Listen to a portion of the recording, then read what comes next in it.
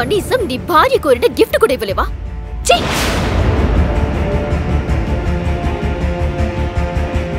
నేను నీకు మాటిస్తున్నాను, ఏదో ఒక రోజు అసలైన బ్రాండ్ నీకు గిఫ్ట్ తీసుకొని వస్తాను. జిమ్మీ చూ శాండిల్సా? ఇవి 10 lakhs పైనే ఉంటాయి. సార్, ఈ రోజు ఒక స్పెషల్ పర్సన్ తో మీకు మీటింగ్ అరేంజ్ చేశాను. ఇది 200 కోట్ల డీల్ సార్. ఎలా అయ్యాడు ఒక బికారి రాత్రికి రాత్రే 1200 కోట్లకు అధిపతి? ఒక బిచ్చగాన్ని ప్రాధేయపడాల్సిన అవసరం ఒక కోటీశ్వరుడికి ఎందుకొచ్చింది? కోట్లు ఖర్చు పెట్టి కొన్న కారులో ఒక అడుక్కునేవాణ్ణి ఎందుకు ఎక్కించుకున్నాడు? ఎందుకు సిటీలో టాప్ బిజినెస్ మ్యాన్ ఎంతో గారాబంగా పెంచుకున్నా తన అప్సరస్ లాంటి కూతుర్ని మురికివాడలో ఉండే పేదవాడికిచ్చి పెళ్లి చేశాడు? నిన్ను భర్త అని చెప్పుకోవాలంటేనే సిగ్గుగా ఉంది. అఖిల తన తండ్రి మాటకు విలువిచ్చి సాగర్ని పెళ్లైతే చేసుకుంది. కానీ ఎప్పుడైతే తనకు సాగర్ ఒక బిజినెస్ మ్యాన్ కాదు, మురికివాడలో ఉండే ఒక పేదవాడు అని తెలిసింది, ఒక్కసారిగా తను నిర్ఘాంతపోయింది.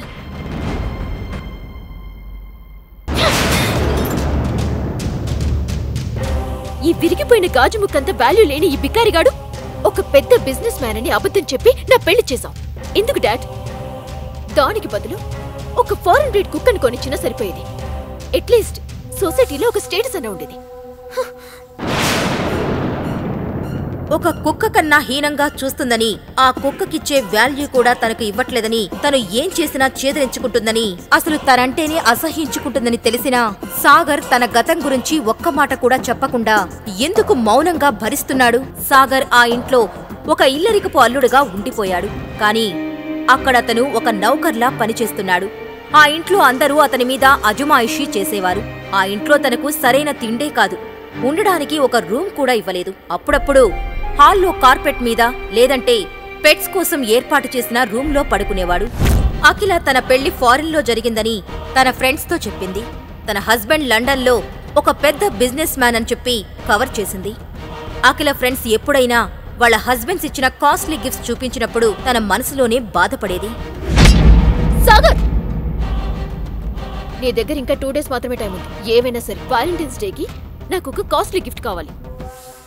దాని కాస్ట్ మినిమం 1 lakh అయినా ఉండాలి. తీసుకురాలేకపోయావనుకో ఏదైనా రన్నింగ్ ట్రైన్ కి ఎదురుగా వెళ్ళి చావు. నాకు పట్టిన దరిద్రమైన వదిలిపోతుంది. అఖిల, ఇంత డబ్బు ఎప్పుడు నేను కల్లో కూడా చూడలేదు. నీకోసం ఇంత కాస్ట్లీ గిఫ్ట్ ఎలా తీసుకొని రాగలను అఖిల? అది నువ్వు నన్ను పెళ్లి చేసుకోక ముందు ఆలోచించాల్సింది. అఖిల మాటలకు సాగర్ మనసు చివుక్కుమంది. ఏమీ మాట్లాడలేక అక్కడి నుండి వెళ్లిపోయాడు. 2 రోజుల తర్వాత వ్యాలంటైన్స్ డే రోజు సాగర్ అఖిల దగ్గరకు వచ్చి ఒక గిఫ్ట్ బాక్స్ తన చేతిలో పెట్టాడు. అఖిల ఎంతో అసహనంగా ఆ బాక్స్ ను ఓపెన్ చేసింది. అంతే, ఆ బాక్స్ లో ఉన్న గిఫ్ట్ ని చూసి ఒక్కసారిగా షాక్ అయింది. జిమ్మీ చూ శాండిల్సా? ఇవి 10 lakhs పైనే ఉంటాయి. వీటిని నువ్వెలా తీసుకొచ్చావు? అయ్యో అఖిల, ఒరిజినల్ అనుకుంటున్నావా? అవి డూప్లికేట్. ఇంత అమాయకంగా ఉంటాయేలా అని సాగర్ అనగానే అఖిల ఎంతో డిసప్పాయింటింగ్ గా ఆ శాండిల్స్ ని పక్కన పెట్టేసింది. కానీ వాటి క్వాలిటీ చూసి ఎందుకో సాగర్ మీద కొంచెం అనుమానం వచ్చింది. ఎందుకంటే ఆ శాండిల్స్ చూడడానికి ఒరిజినల్విగానే ఉన్నాయి. తర్వాత రోజు అఖిల ఆ శాండిల్స్ షోరూంకు వెళ్ళింది. వెళ్లగానే అక్కడున్న సేల్స్ గర్ల్ అఖిలని చూసి, మేడం, మీరు అగ్నిహోత్రి సార్ ఫ్రెండా? మిస్టర్ అగ్నిహోత్రి? అతను అగ్నిహోత్రి కంపెనీస్కి వారసుడు కదా. ఇప్పటి వరకు అతన్ని ఎవరు చూడలేదు. పెద్ద పెద్ద వాళ్ళు కూడా అతని అపాయింట్మెంట్ కోసం వెయిట్ చేస్తూ ఉంటారు. అతను ఎలా ఉంటాడో కూడా నాకు తెలీదు. కానీ నువ్వెందుకలా అడిగావు? మేడం, మీ చేతిలో ఉంది కదా ఆ బాక్స్, జిమ్మీ చూ శాండిల్స్. అవి చాలా స్పెషల్ ఎడిషన్ శాండిల్స్. ఇలాంటి కట్టింగ్, డిజైన్, ఆ లోగో ఇవన్నీ డూప్లికేట్ చేయడం ఇంపాసిబుల్. ఇండియాలో ఇది ఒక్క పీస్ మాత్రమే ఉంది. అది నిన్న మిస్టర్ అగ్నిహోత్రి సార్ కొన్నారు. అంటే సాగరేనా ఆ మిస్టర్ అగ్నిహోత్రి? లేక సాగరేమైనా ఆ శాండిల్స్ దొంగతనం చేశాడా? ఈ ప్రశ్నలన్నీ అఖిల మైండ్లో తిరుగుతూ ఉన్నాయి. కానీ ఆమెకు ఇంకా అనుమానమే. సాగర్ మొత్తానికి ఏదో మ్యాజిక్ చేసి ఈ శాండిల్స్ తన కోసం తెచ్చి ఉంటాడు అని.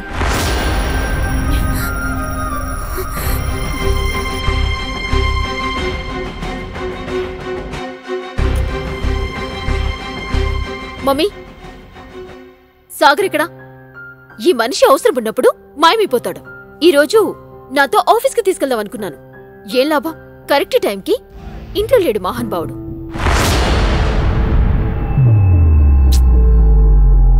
తీసుకెళ్ళావు సాగర్. నేను ఈ రోజు నీకు చివరి అవకాశం ఇస్తున్నా. నువ్వు నాతో ఆఫీస్కి వచ్చి ఏదో ఒక పని చెయ్యి. ఇక్కడ ఇంట్లో కూర్చొని పని దొంగవైపోయావు. ఇక త్వరగా పద, నీ మూలంగా నాకు లేట్ అవుతుంది. 2 minutes అఖిల, ఇప్పుడే వచ్చేస్తాను. పెళ్ళైన 2 సంవత్సరాల్లో అఖిల నన్ను మొదటిసారి తనతో రమ్మంది. తనకు నా మీద ఎంత కోపం ఉన్నా లోపల మాత్రం ప్రేమే. ఈ ఛాన్స్ మిస్ చేసుకోవద్దు. అట్లీస్ట్ తను ఇంప్రెస్ అయ్యేలా వెళ్ళాలి.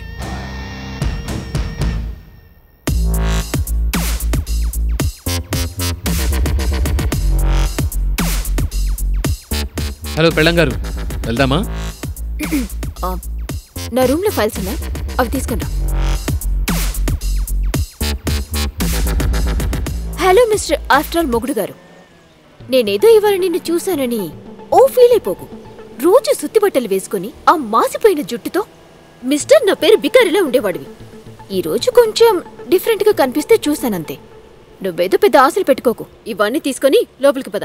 అఖిల ఇంకా సాగర్ కొంచెం సేపటికి అఖిల వాళ్ళ ఆఫీస్కి వెళ్లారు.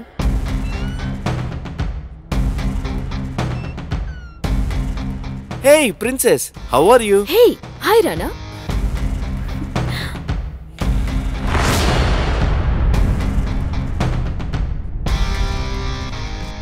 ఎప్పటి నుంచో కలుద్దాం అనుకుంటున్నాం. ఈ రోజుకైంది ఈ ప్రిన్సెస్ కి. అయ్యో ఎవరని కాదు, ఏమీ కాదు. ఏదో పని ఒత్తిడి వల్ల కొంచెం కుదరలేదు. ఓకే ఓకే, ఈసారి కుదిలేస్తున్నా. But I have something for you. Surprise. Surprise? చూడక్లా, నీకోసం నేనేం తెచ్చానో. సభ్యసాచి లెహంగా. ఇది నా కోసం తెచ్చావా Rana? This is so lovely. Thank you so much for your gift. ఈ మాత్రానికి థ్యాంక్స్ ఎందుకు అఖిలా?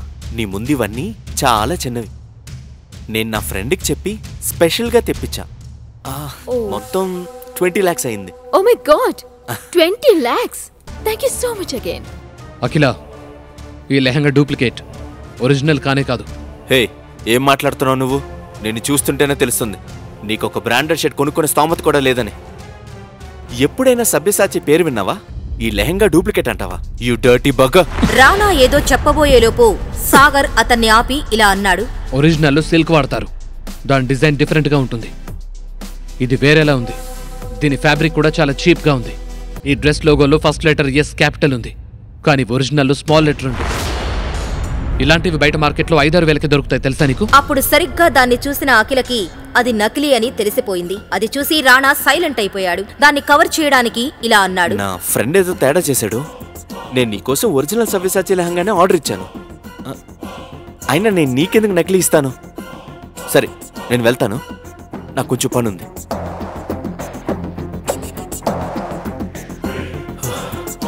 అమ్మో, కొంచెం ఉంటే దొరికిపోయామండి. రానా నా బిజినెస్ పార్ట్నర్, పెద్ద కోటీశ్వరుడు, బిజినెస్ వరల్డ్లోని కింగ్, నా కంపెనీకి ఇన్వెస్టర్ కూడా. సాగర్ ప్రవర్తన మూలంగా రానా ఇన్వెస్ట్ చేయకపోతే ఏంటి పరిస్థితి? సాగర్ మూలంగా నేను ఇన్నేళ్లు నా కష్టాన్ని వృధా కానివ్వను. ఇప్పుడు కంపెనీ కోసం సాగర్ కన్నా రానా ముఖ్యం. సాగర్, ఏ సాగర్, ఏంటి పిచ్చి పనులు? అసలు నా మీద నీకు ఏం హక్కుందని పనికి వాళ్ళ సలహాలు ఇస్తున్నావు? ఎంత ధైర్యం నీకు? ఏదో ఒక్కసారి కొంచెం స్పేస్ ఇచ్చి నాతో ఆఫీస్కి తీసుకొస్తే ఎలాంటి ప్రాబ్లం క్రియేట్ చేశావు? నేను ఇక్కడికి తీసుకొచ్చే తప్పు చేశాను. అఖిల మాటలకు సమాధానం కూడా చెప్పలేదు సాగర్. ఇంతలో కోపంతో రగిలిపోతున్న రానా బయటకు వచ్చి ఆవేశంగా, అరే బికారి, నిన్నరా పిలిచేది? ఆగక్కడ. ఎక్కడికి వెళ్తున్నావు? వినిపించట్లేదా? ఎప్పటి నుంచి పిలుస్తున్నానరా నేను? చెవుడా నీకు? నా ముందే నేను ఇచ్చిన గిఫ్ట్ గురించి అలా మాట్లాడతావా?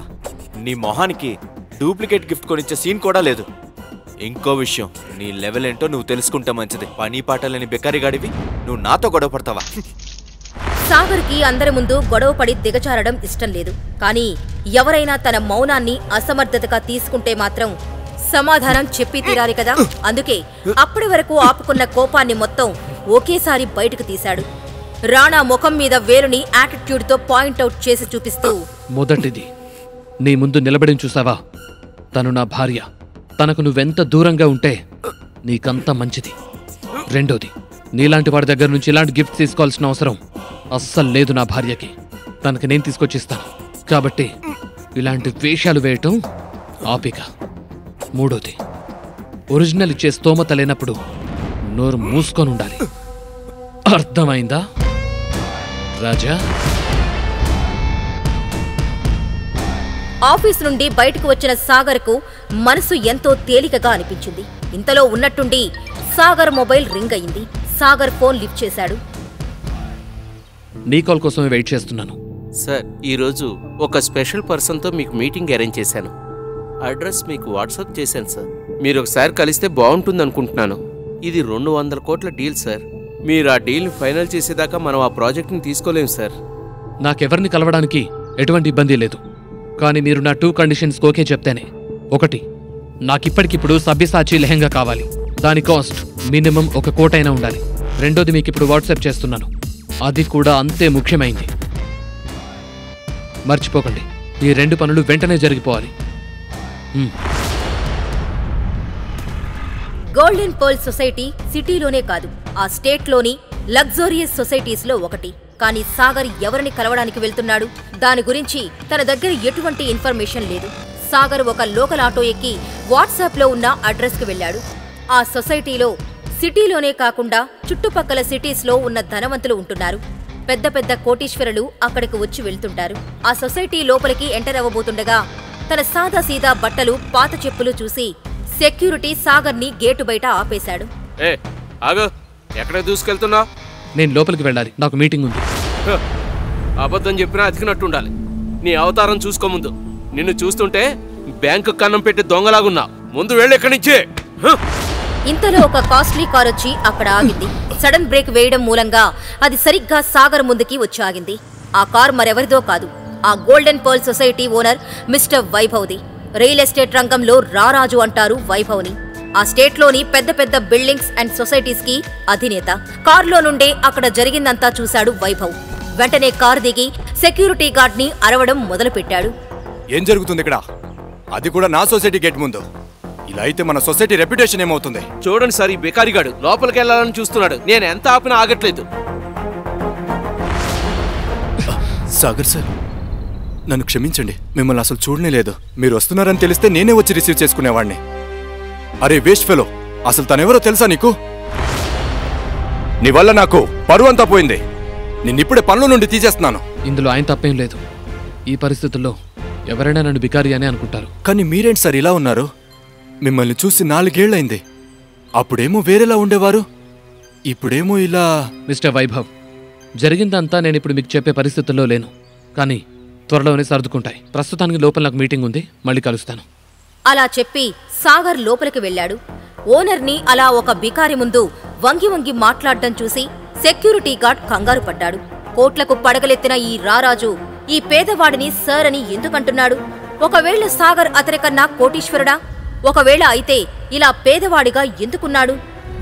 గార్డ్ అలా ఆలోచిస్తుండగా సాగర్ మీటింగ్ కోసం సొసైటీలోని క్లబ్ హౌస్కి వెళ్ళాడు. అక్కడికి వెళ్లగానే తన దృష్టి సూటూబూటూ వేసుకున్న ఒక పెద్ద మనిషి మీదకు వెళ్ళాయి. సాగర్ వెంటనే అక్కడే ఉన్న ప్లాంట్ వెనక్కి వెళ్లి ఎవరికో ఫోన్ చేశాడు. నువ్వు నాకు ముందే ఎందుకు చెప్పలేదు ఇతనితో మీటింగ్ అరేంజ్ చేస్తున్నానని? ఇతనితో వర్క్ చేయలేను. అదెంత పెద్ద డీల్ అయినా సరే నేను చేయలేను. అసలెవరా పెద్ద మనిషి?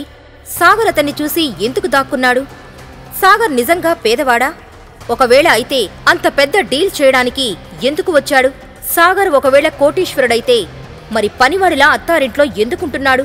సాగర్ గురించిన నిజం అఖిలకి తెలిస్తే ఏం జరగనుంది? అసలు సాగర్ పెళ్లి అఖిలతో ఎందుకు జరిగింది?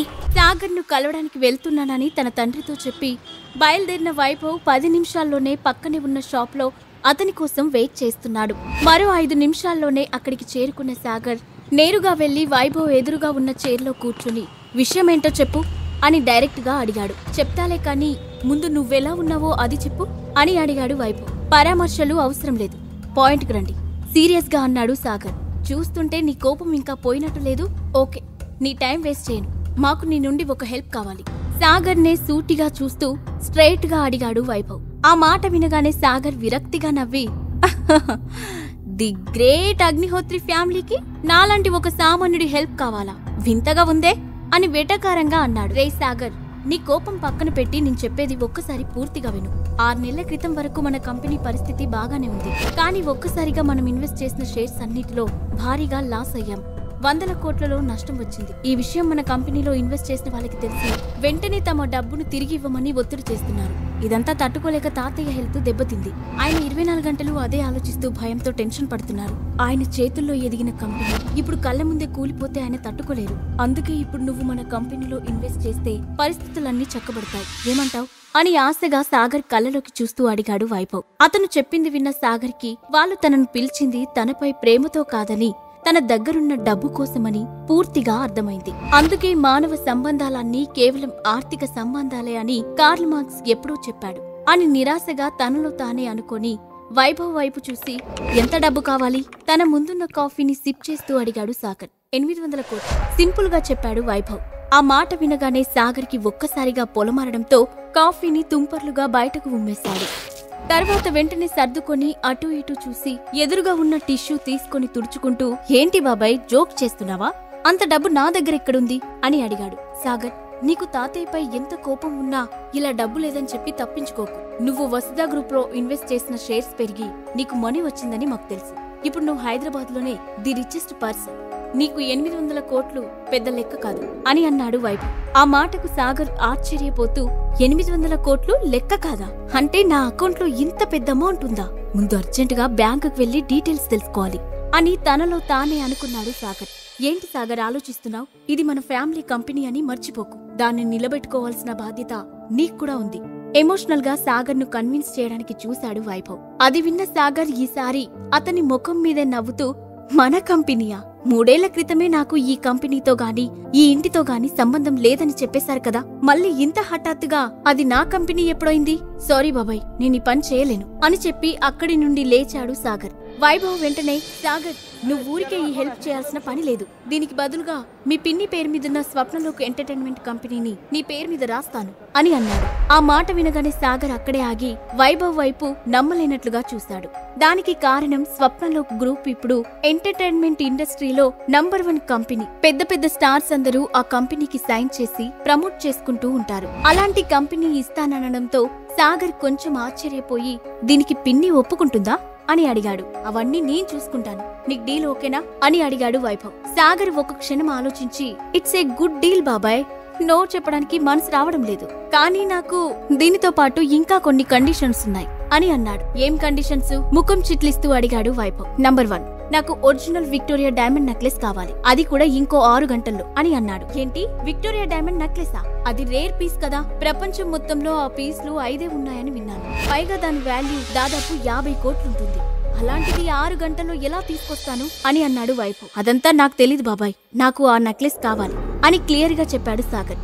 దాంతో వైభవ్ అతని వైపు కొంచెం కోపంగా చూసి సరే నీ రెండో కండిషన్ ఏంటి అని అడిగాడు. మల్హోత్రా గ్రూప్ రాత్రికి రాత్రే దివాలా తీయాలి. దాని చైర్మన్ రానా మల్హోత్రా ఈ రోజు రాత్రికి నడి రోడ్డు పైకి రావాలి అని చెప్పాడు సాగర్.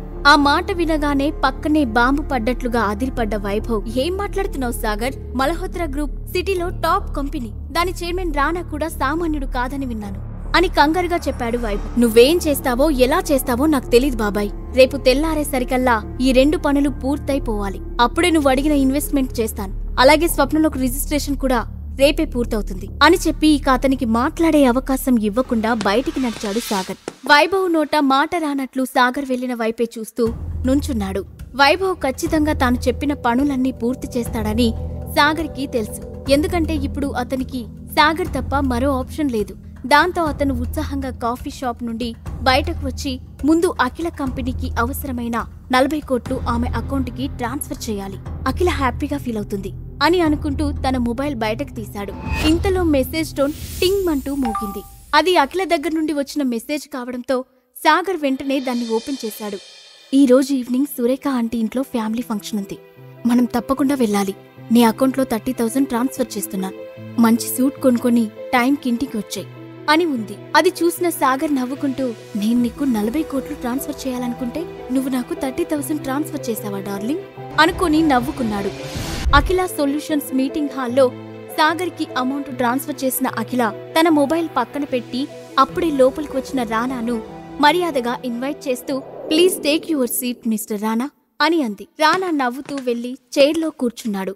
వెంటనే అఖిల లేచి తాను చేస్తున్న ప్రాజెక్టు గురించి అతనికి ఎక్స్ప్లెయిన్ చేస్తూ పవర్ పాయింట్ ప్రజెంటేషన్ ఇవ్వడం మొదలుపెట్టింది. ఫార్మల్ సూట్లో ఉన్న అఖిల అందాలను వెనుక నుండే ఆస్వాదిస్తున్న రానా ఆమె చెప్పే ప్రాజెక్టు కన్నా ఆమె బాడీ మెజర్మెంట్స్ పై ఎక్కువ దృష్టి పెట్టాడు. 10 నిమిషాల్లో ప్రజెంటేషన్ పూర్తి చేసిన అఖిల చైర్లో కూర్చొని, well mister Rana, that's my project. Last time ఈ ప్రాజెక్ట్లో కొన్ని ఎర్రర్స్ వచ్చిన మాట నిజం. బట్ మేము వాటిని కరెక్ట్ చేసి ప్రొడక్షన్ రీస్టార్ట్ చేస్తున్నాం. ఈసారి ప్రాజెక్టు తప్పకుండా సక్సెస్ అవుతుందని నమ్మకం మాకుంది. మీరేమంటారు అని అడిగింది. Of course Akhila, me project నాకు బాగా నచ్చింది. Very impressive. నేను తప్పకుండా ఇందులో ఇన్వెస్ట్ చేస్తాను అని వెంటనే చెప్పాడు రానా. Thank you mister Rana, thank you so much అని ఎగ్జైటింగ్ గా చెప్పింది అఖిల. రానా ఇందులో మనీ ఇన్వెస్ట్ చేస్తే ఆ ఫండ్స్ తో ముందు ప్రాబ్లం నుండి బయటపడొచ్చు అని మనసులోనే లెక్కలు వేసుకుంది. అయితే మనిద్దరం ఇక నుండి కలిసి బిజినెస్ చేయబోతున్నాం కాబట్టి మనం ఈ మూమెంట్ ని సెలబ్రేట్ చేసుకోవాలి అఖిల. సో ఈ రోజు నేను ఇవ్వబోతున్న పార్టీకి నువ్వు తప్పకుండా రావాలి నవ్వుతూ అడిగాడు రానా. అది వినగానే అఖిల ముఖం సీరియస్ గా మారిపోయింది. అతని ఉద్దేశం ఆమెకు పూర్తిగా అర్థమవుతూనే ఉంది.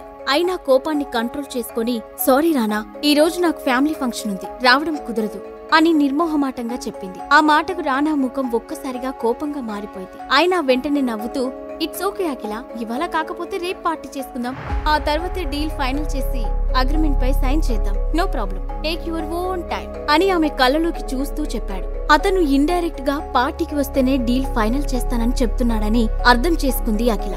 దాంతో ఆమె కోపంగా పిడికిలి బిగించడం తప్ప ఏం చేయలేకపోయింది. ఇప్పుడు పార్టీకి ఒప్పుకోకపోతే చేతిదాకా వచ్చిన అవకాశం చేజారిపోతుంది. ఒప్పుకుంటే వీడు వేసే కోతి వేషాలు భరించాలి, ఇప్పుడేం చేయాలి అని ఆలోచిస్తూ ఉంది అఖిల. ఇంతలో ఆమె ఫోన్లో మెసేజ్ టోన్ రావడంతో స్క్రీన్ వైపు చూసింది. బ్యాంక్ నుండి వచ్చిన ఏదో నోటిఫికేషన్ డిస్ప్లే అవడంతో వెంటనే దాన్ని ఓపెన్ చేసింది అఖిల. అందులో ఆమె అకౌంట్లో 40 కోట్లు క్రెడిట్ అయినట్లు ఉండటంతో ఆమె ఒక్కసారిగా షాక్ అయింది. అంతలోనే పెదాలపై సంతోషంతో చిరునవ్వు కూడా వచ్చింది. కానీ ఆ అమౌంట్ ఎవరు ట్రాన్స్ఫర్ చేశారు అనే అనుమానం కూడా రావడంతో వెంటనే కళ్ళెత్తి రానా వైపు చూసింది. రానా ముఖంలో ఆమె ఎందుకు నవ్వుతుందో అర్థం కాని అయోమయం కనిపించింది. ఇంతలో ఆమె ఫోన్పై మరో మెసేజ్ ప్రత్యక్షమైంది. ఈసారి అది సాగర్ నుండి వచ్చిన మెసేజ్. అఖిల, నీ అకౌంట్లోకి 40 crores ట్రాన్స్ఫర్ అయ్యాయి. ఎక్కడివి ఏంటి అని ప్రశ్నలు అడగద్దు. టైం వచ్చినప్పుడు నేనే చెప్తాను. ముందు వాటితో నీ ప్రాబ్లం సాల్వ్ చేసుకో అనే టెక్స్ట్ తో పాటు ఒక స్మైలీ ఎమోజీ కూడా. అది చూడగానే అఖిలకు ఆశ్చర్యం వేసింది. సాగర్కి ఇంత డబ్బు ఎక్కడి నుండి వచ్చిందో అర్థం కాలేదు. కానీ అతను తప్పు చేయడనే నమ్మకం ఆమెకు దృఢంగా ఉండటంతో అది పెద్ద సమస్యలా అనిపించలేదు. వెంటనే రానా వైపు చూసి, ఓకే మిస్టర్ రానా, నేను మీ పార్టీకి రావడం లేదు. మీరు నా ప్రాజెక్ట్ లో ఇన్వెస్ట్ చేయాల్సిన అవసరం లేదు. ఇక మీరు బయలుదేరండి అని చెప్పి ఆమె కూడా అక్కడి నుండి లేచి బయటకు నడిచింది. అఖిలకు డబ్బు ఎంత అవసరమో రానాకు బాగా తెలుసు. అలాంటిది ఆమె సింపుల్ గా నో చెప్పేసి వెళ్లిపోతుండటంతో ఆమె యాటిట్యూడ్ కి షాక్ అయ్యాడు. అయినా వెంటనే తేరుకుని, అఖిల, ఒకసారి నేను చెప్పేది విను అంటూ ఆమె వెనకే వెళ్లబోయాడు. ఇంతలో అతని ఫోన్ రింగ్ అవడంతో చిరగ్గానే కాల్ లిఫ్ట్ చేసి, హలో అని అన్నాడు. సార్, హఠాత్తుగా కొంతమంది ఐటీ డిపార్ట్మెంట్ నుండి రైడ్కి వచ్చారు అని అతను చెబుతూ ఉండగానే మధ్యలో ఫోన్ కట్ అయింది. రానా కట్ అయిన ఫోన్ వైపు అయోమయంగా చూస్తూ, వాట్ నాన్ సెన్స్, ఇంత సడన్ గా ఐటీ రైడ్ చేయడమేంటి అనుకుంటూ మళ్లీ కాల్ బ్యాక్ చేయబోయాడు. కానీ ఇంతలో అతని ఫోన్ మళ్లీ రింగ్ అయింది. అటువైపు నుండి ఆఫీస్ మేనేజర్ కాల్ చేస్తున్నాడు. అది చూడగానే రానా మనసు కీడు శంకించడంతో అనుమానంగానే కాల్ లిఫ్ట్ చేసి, హలో అన్నాడు. సార్, మీరెక్కడున్నారు? ఆఫీస్ పై ఐటీ రైడ్ జరుగుతుంది. వాళ్ళు ఆఫీస్ మొత్తం తలకిందులు చేస్తున్నారు. మన ఇల్లీగల్ ప్రాజెక్ట్ కి సంబంధించిన ఫైల్స్, హార్డ్ డిస్కులన్నీ ఇక్కడే ఉన్నాయి.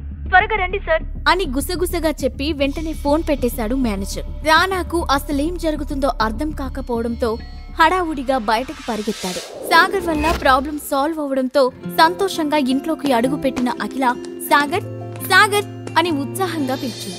అతను ఇంట్లో ఎక్కడున్నాడు? ఉదయం నుండి ఇంటికి రాలేదు. ఇంట్లో ఎక్కడి పని అక్కడే ఉంది. ఏం రాచకార్యాలు వెలుగబెడుతున్నాడో ఏంటో. బయట నుండి తిరిగొచ్చి నా తల పగిలిపోతుంది. త్వరగా వచ్చి ఒక కాఫీ ఇస్తాడేమోనని ఇందాకటి నుండి ఎదురు చూస్తున్నాను అని అప్పుడే హాల్లోకి వచ్చిన శైలజ నీరసంగా సోఫాలో కూలబడుతూ చెప్పింది. ఉదయం నుండి రాలేదా?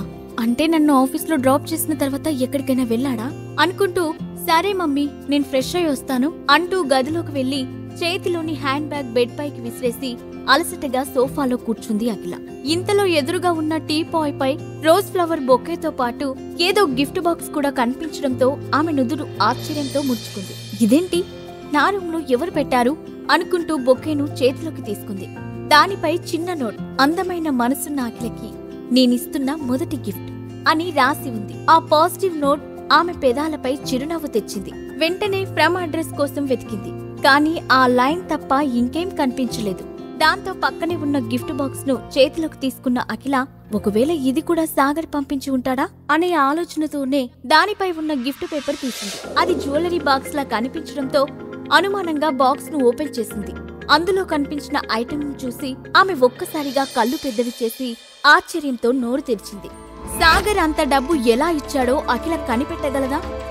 ఫ్యామిలీ ఫంక్షన్ లో ఏం జరగబోతుంది? తన పతనానికి కారణం ఎవరో రానా మల్హోత్రా తెలుసుకోగలడా?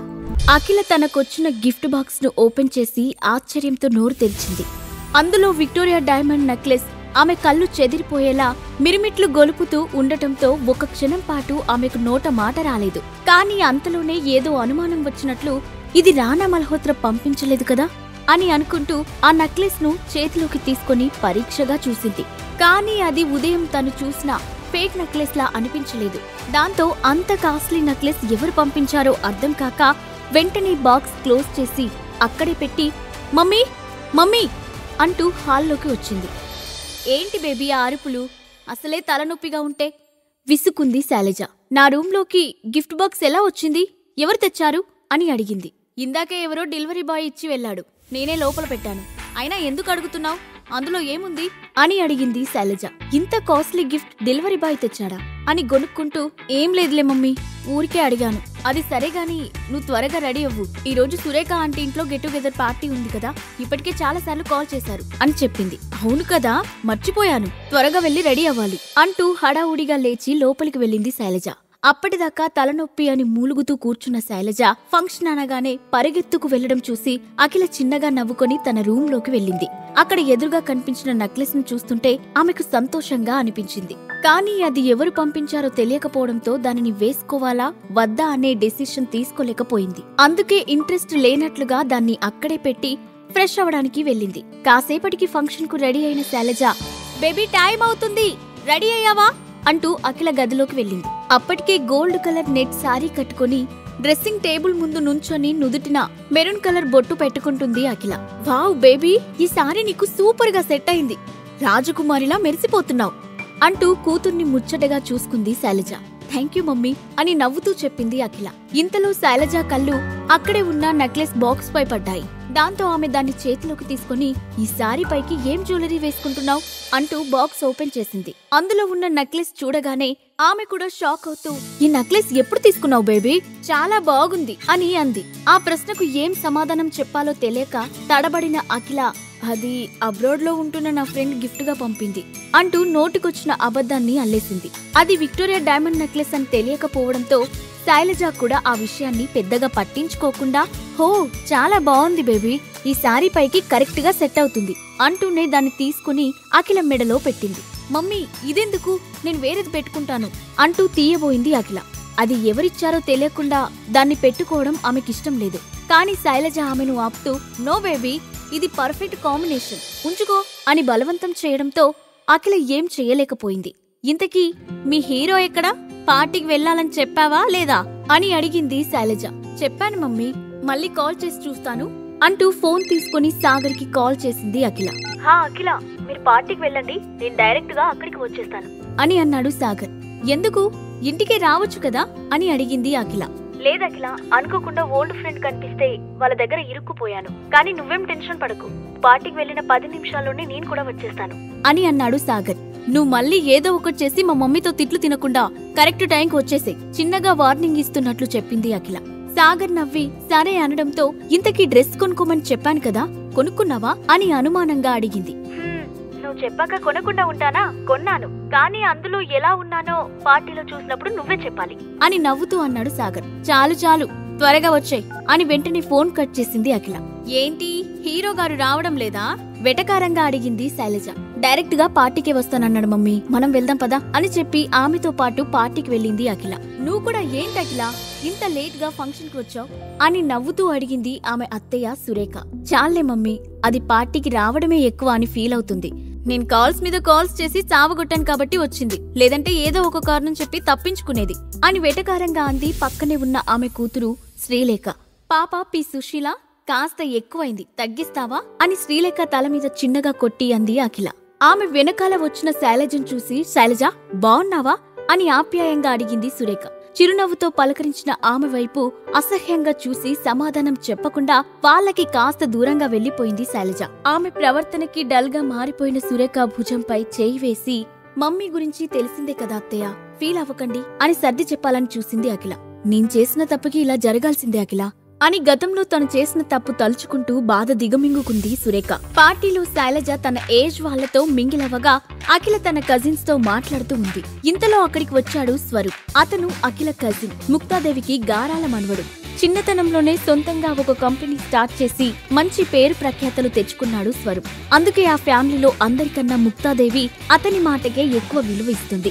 ఆ ధైర్యంతోనే అతను అందరితో పొగరుగా బిహేవ్ చేస్తూ ఉంటాడు. వచ్చి రాగానే అఖిలను చూసిన అతడు, హే అఖిల, ఎలా ఉన్నావ్? నీ యూజ్లెస్ హస్బెండ్ ను తీసుకురాలేదా అని హేళనగా అడిగాడు. ఆ మాటకు ఒళ్ళు మండిన అఖిల వెంటనే అతన్ని ముఖం పగిలేలా కొట్టాలనుకుంది. కాని కోపాన్ని కంట్రోల్ చేసుకుంటూ సైలెంట్ గా ఉండిపోయింది. అడిగేది నిన్నే అఖిల, ఎలా ఉన్నావు అని కూలింగ్ గ్లాసెస్ స్టైల్ గా తీస్తూ మళ్లీ అడిగాడు స్వరూప్. ఫైన్ అని అఖిల ముక్తసరిగా సమాధానం చెప్పేసరికి స్వరూప్ ఈగో హట్ అయింది. ఆమె వైపు కన్నింగ్ గా చూస్తూ, అయినా సాగర్ ని పెళ్లి చేసుకున్న తర్వాత సంతోషంగా ఎలా ఉంటావులే అని హేళన చేస్తున్నట్లుగా అన్నాడు స్వరూప్. ఇలాంటి అవమానాలకు భయపడే అఖిల ఈ ఫంక్షన్ కి రాకూడదనుకుంది. కానీ ప్రతి 3 నెలలకు ఒకసారి జరిగే ఫ్యామిలీ గెట్ టుగెదర్ ఫంక్షన్స్ కి రాకపోతే వాళ్ళ నానమ్మ ఊరుకోదు. ఎవరు ఎలాంటి పరిస్థితుల్లో ఉన్నా సరే ఫంక్షన్ కి వచ్చి ఖచ్చితంగా అటెండ్ అవ్వాలి. లేదంటే తర్వాత జరిగే పరిణామాలకి బాధ్యత వహించడం చాలా కష్టంగా ఉంటుంది. ఇంతలో అఖిల మెడలో మెరిసిపోతున్న విక్టోరియా డైమండ్ నెక్లెస్ ను చూసి, మంచి భర్తను ఎలాగో సంపాదించలేకపోయావు, కనీసం ఒంటికి పెట్టుకునే ఆర్నమెంట్స్ అయినా రియల్ వి పెట్టుకోవచ్చు కదా అని యాటిట్యూడ్ గా అన్నాడు స్వరూప్. నీకీ మధ్య సైట్ ఏమైనా వచ్చిందా స్వరూప్ అని చేతులు కట్టుకుంటూ అంతే యాటిట్యూడ్ గా అడిగింది అఖిల. వాట్ యు మీన్ అని కనుబొమ్మలు ఎగరేస్తూ అడిగాడు స్వరూప్. మరి లేకపోతే రియల్ డైమండ్ నెక్లెస్ ను పట్టుకుని నకిలీ అని ఎలా అంటావ్ అని అతడి కళ్ళలోకి సూటిగా చూస్తూ అడిగింది అఖిల. నైస్ కామెడీ అఖిల అని పొట్ట పట్టుకుని నవ్వుతూ, మీకున్న స్తోమతకి దాన్ని తాకడమే గొప్ప, అలాంటిది కొన్నారంటే ఎలా నమ్మమంటావ్? వరల్డ్లో ది మోస్ట్ ఎక్స్పెన్సివ్ డైమండ్ అది. దాన్ని కొనాలని 6 నెలల నుంచి ప్రయత్నిస్తుంటే నాకే దొరకలేదు, అలాంటిది నీకెలా దొరికింది? అది ఖచ్చితంగా నకిలీ నెక్లెసే అని తేల్చి చెప్పేశాడు స్వరూప్. ఇంతలో నమ్మకపోతే మానే, నీ నమ్మకంతో ఇక్కడ ఎవరికీ పనిలేదు అని గొంతు వినిపించడంతో అక్కడున్న వాళ్ళంతా తల తిప్పి అటువైపు చూశారు. అప్పుడే ఫ్యాషన్ షోలో మేల్ మోడల్లా స్టైల్ గా నడుచుకుంటూ అక్కడికి వచ్చాడు సాగర్. అతని ఒంటి మీద ఉన్న తివారీ కంపెనీ సూట్ చూసి అఖిల, స్వరూప్ ఇద్దరు షాక్ అయ్యారు. అఖిల మెడలో ఉన్న డైమండ్ నెక్లెస్ లానే తివారీ కంపెనీ సూట్ కూడా ఖరీదెక్కువ. సాగర్, ఈ సూట్ నీకెక్కడిది అని అతడి వైపు స్ట్రేంజ్ గా చూస్తూ అడిగాడు స్వరూప్. అదేం పిచ్చి ప్రశ్న బ్రదర్ అని అడిగాడు సాగర్. ఇంత కాస్ట్లీ సూట్ నీ ఒంటి మీద చూసేసరికి నిజంగానే పిచ్చెక్కింది. దాని ఖరీదు ఎంతో తెలుసా? ఆ సూట్ కంపెనీ పేరైనా ఎప్పుడైనా విన్నావా అని సాగర్ ను చిన్న చూపు చూస్తూ అన్నాడు స్వరూప్. ఇది తివారీ సూట్ అని తెలుసు, దీని కాస్ట్ 2 లక్షలని కూడా తెలుసు అని స్టైల్ గా సమాధానమిచ్చాడు సాగర్. ఇది కలో నిజమో నాకు అర్థం కావడం లేదు. అఖిల మెడలో ఉన్న డైమండ్ నెక్లెస్ చిన్న షాక్ ఇస్తే నువ్వు వేసుకున్న సూటు డెడ్ షాక్ ఇచ్చింది అని తల పట్టుకుంటూ అన్నాడు స్వరూప్. సో దీన్ని బట్టి నీకు అర్థమైందేంటి? ఎవరిని ఎప్పుడూ తక్కువ అంచనా వేయకూడదని. ఊడిపోయిన స్వరూప్ కోట్ బటన్ పెడుతూ అన్నాడు సాగర్. అతని ప్రవర్తనను ఆశ్చర్యంగా చూసింది అఖిల. ఇంతలో ప్యాలెస్ నుంచి బయటకు వచ్చింది ముక్తాదేవి. ఆవిడ రావడంతో అందరూ పిన్ డ్రాప్ సైలెంట్ గా మారిపోయారు. కూర్చున్న వాళ్ళందరూ లేచి నిలబడి ఆమెకు మర్యాద ఇస్తున్నారు. అలా నిలబడిన వాళ్ళలో సాగర్ ని చూడగానే ముక్తాదేవి ముఖం మీద అప్పటి వరకు ఉన్న చిరునవ్వు ఎగిరిపోయింది. సాగర్ అంటే అఖిలకి మాత్రమే కాదు, అఖిల ఫ్యామిలీలో ఎవరికీ ఇష్టం లేదు.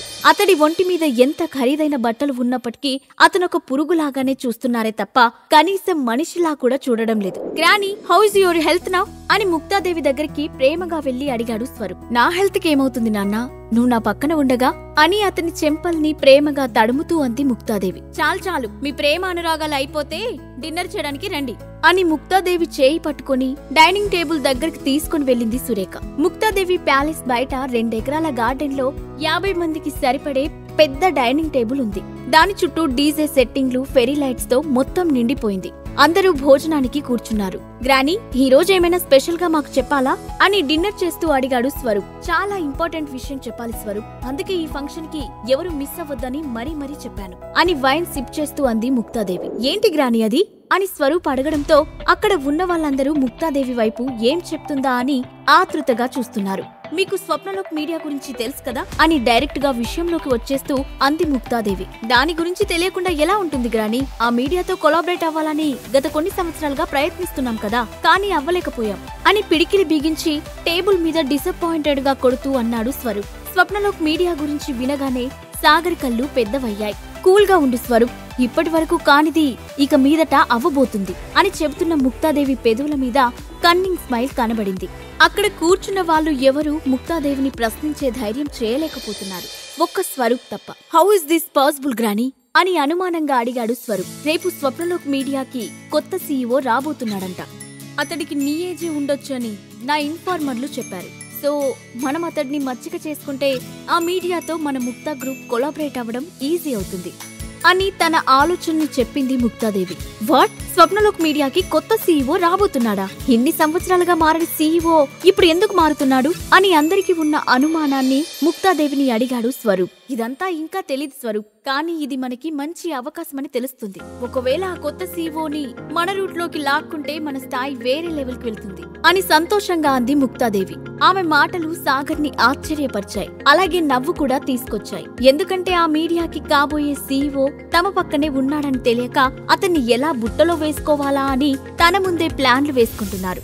స్వప్నలోక్ మీడియా కొత్త సీఈఓతో మాట్లాడడానికి ఎవరెవరు ఇంట్రెస్ట్ చూపిస్తున్నారు అని తన ఎదురుగా కూర్చున్న వాళ్ళని చూస్తూ గంభీరంగా అడిగింది ముక్తాదేవి. ఆవిడ దగ్గర తమని తాము నిరూపించుకోవడానికి అదే మంచి అవకాశం అనుకున్న యంగ్స్టర్స్ నేను వెళ్తానని చేతులు ఎత్తి ఆసక్తి చూపించారు. గుడ్, అందరిలోనూ పోటీ స్పిరిట్ ఉంది. కాకపోతే ఇది చాలా ప్రెస్టీజియస్ ఇష్యూ, ఎవరికి పడితే వాళ్ళకి ఈ బాధ్యత అప్పగించలేను అంటూ స్వరూప్ వైపుకు తిరిగి, స్వరూప్, ఈ బాధ్యత నీకు అప్పగిస్తున్నాను, నువ్వే ఈ డీల్ ఓకే అయ్యేలా చేయాలి అని అతడి చేతుల మీద చేయి వేస్తూ అంది ముక్తాదేవి. నువ్వింక రిలాక్స్ అవు గ్రానీ, ఇక నేను చూసుకుంటాను అని గర్వంగా అన్నాడు స్వరూప్. వాళ్ళిద్దరి సంభాషణ విని తనలో తాను నవ్వుకుంటూ చూస్తున్నాడు సాగర్. స్వప్నలోక్ మీడియా కొత్త సీఈఓ సాగర్ అని స్వరూప్ కి తెలుస్తుందా? ముక్తాదేవి ఆశ నెరవేరుతుందా? సాగర్ కి 2 లక్షల విలువ చేసే సూట్ అప్పటికప్పుడు ఎలా వచ్చిందని అఖిల ఎందుకు అనుమానపడలేదు? ఈ ప్రశ్నలకు సమాధానాలు తెలుసుకోవాలంటే నెక్స్ట్ ఎపిసోడ్ వినాల్సిందే. క్రింద ఇచ్చిన లింక్ ని క్లిక్ చేసి పాకెట్ ఎఫ్ఎం యాప్ ని ఇన్స్టాల్ చేసుకోండి. Stay tune to pocket FM.